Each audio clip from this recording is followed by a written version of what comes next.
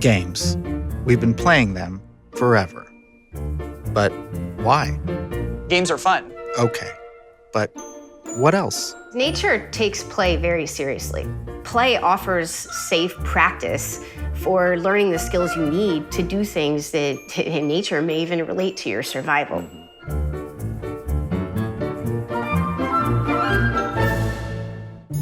This is Matt. Oh, hi. I'm Matt Miller, and I think you should ditch that textbook.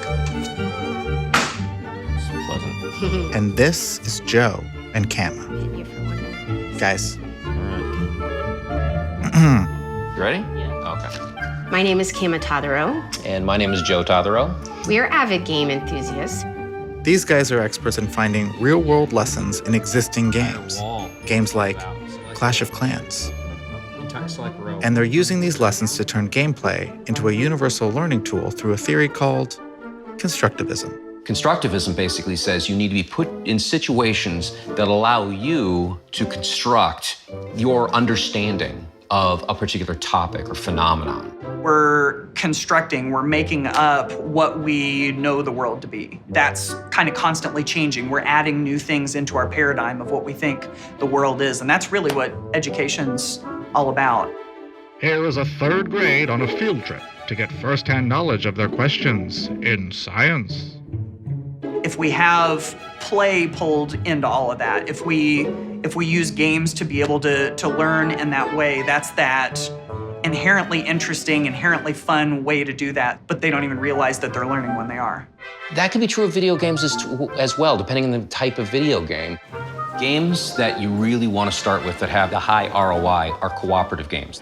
In a cooperative game, the game itself is trying to defeat you, and you do need to work together and coordinate your efforts. Clash of Clans is a good example of a cooperative game because you have a clan. You want your other clanmates to do well.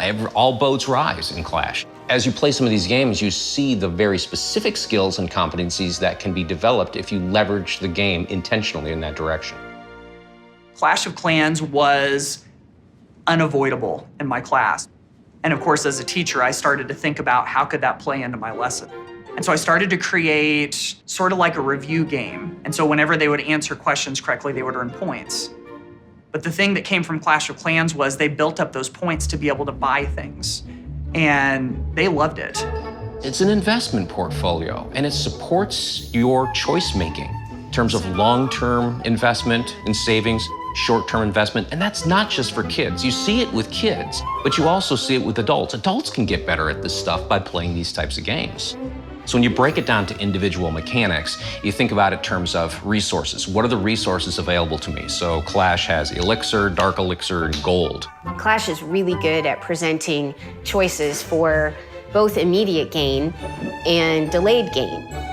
So there's that famous marshmallow experiment where you put a marshmallow in front of a kid and say, okay, you can eat the marshmallow now, or you can wait. And if you keep that marshmallow, in 10 minutes, I'll give you another marshmallow and you'll have 2 instead of 1.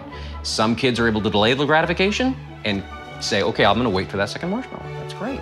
Others are like, bleh, I'm eating the marshmallow. Oh, I love the marshmallow experiment.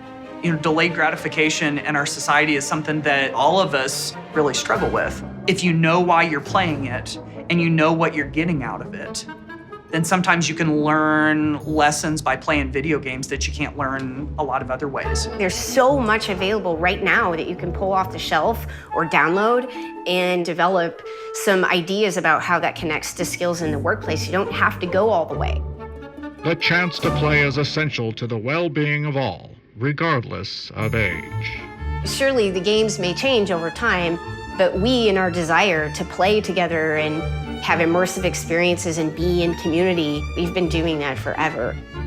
Having people play cooperative games where it enhances their communication, enhances leadership. Cooperative games are a rich vein to mine in that regard. And way more effective than a trust fall. Yes, yeah.